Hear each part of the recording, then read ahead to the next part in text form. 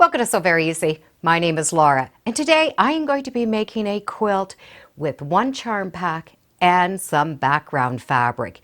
Now this quilt is going to be a very easy quilt, and yet it's going to look like we've done a lot more work than we really have.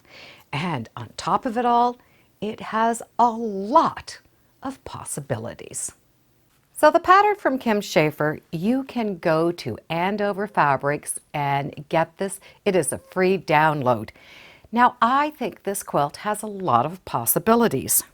I do like that we have a dark and a light version. There's not a lot of sewing, even though it looks like there is. She uses yardage, so you can get this nice big size. But I am going to use a charm pack and some solid background fabric. And think of all the possibilities we could do inside of each one of these squares. So each block is made like this. Then we're putting those blocks together. So think of all of the possibilities that we could do inside of each one of these squares before we put that quilt together. And all the possibilities of quilting it once it is together. For the large one, she has all of the cutting directions and how much fabric we need. I'm changing up for the charm pack. So if you want to follow along with the charm pack, we won't need as much background fabric. You will only need approximately 1.5 yards, and that's without any binding or any borders if you choose to put them on. So you might want to choose 3/4 of a yard extra for some binding, and you could definitely choose one of these fabulous colors. This is the tea-dyed collection, so they're going to read as solids. For the large quilt, we're going to need 120 5-inch squares. So she does it a little bit different than if we're going to use the charm pack. So for each square of fabric, we're going to need a square of fabric in a background color. And that background fabric is going to be cut at 6.5 inches. And since I have 42, I'm going to need 42 background squares. That 5-inch square needs to be stitched in the middle of that 6-inch square.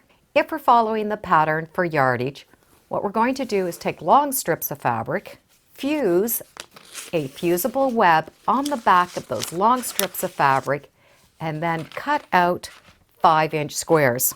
She also cut out her pieces with pinking shears, and that gives us that same look as we're going to do with that charm pack. If you want, you can take a fusible web and cut it out slightly smaller than your squares. Fuse them on, and then we're going to fuse it onto the back.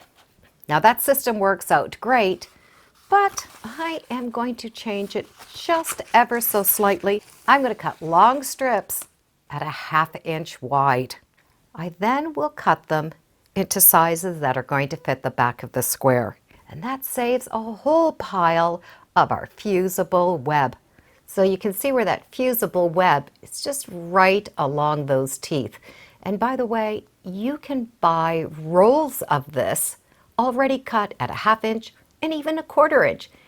We're going to peel that paper off, just fuse that onto the squares. From here, we need to stitch these squares on. And this is where the fun can really come in. We can use coordinating thread so you do not see the thread. You could do just a very simple stitch, a very noticeable stitch, a back stitch, decorative stitches from your machine all the way around. And if you really want, you can embroider every single one of those squares. That would definitely be a lot of fun. So there's a lot of possibilities right at this stage. This is definitely a great opportunity to use some of those fun stitches that your machine does have. I now have 42 blocks that are all 6.5 inches. I'm going to sew these together, so I have 7 rows, and each row is going to have 6 blocks. Now I could take time and use a design wall and lay them all out, but I am not going to do that. I'm just going to pick up 2 blocks, keep sewing them together until I have 7 rows of 6 blocks, and then I'm going to put those rows together, and no matter what we do, it is going to be fun. All of those colors are going to match, so this will just end up being a really fun, colorful quilt. This really is a lot of fun. And it looks like we've done a lot more work. It looks like we've done squares with sashing in between. I'm going to add a border on it to make it just a little bit bigger so it'll turn into a crib size quilt. Or I'll be able to use it as a lap quilt. Now I added a 4-inch cut border all the way around. So my quilt now equals 43.5 inches by 49.5 inches. So yours is going to vary depending on how many squares you do and how big your border is going to be. Of course, you can do it full size by using yardage or just use one charm pack with some background fabric and get this. This fabric is from Andover and it's called tea dye, and it really does have that tea dye vintage look to it. And when I look at it, it reminds me of fall leaves, all of the different beautiful colors that we get in autumn. So I'm going to do an all over quilting design where I'm just going to have loops and different leaves, maple leaves, oak leaves, stuff like that. But I will be careful as I am stitching this not to stitch some of these raw edges over. So I'll just take my time and do some free motion quilting on that. I think this is a fun quilt to make no matter what you do with it. Do you want to go really fancy and do each one of those squares with an applique, or just have some fun and just put them down and quilt?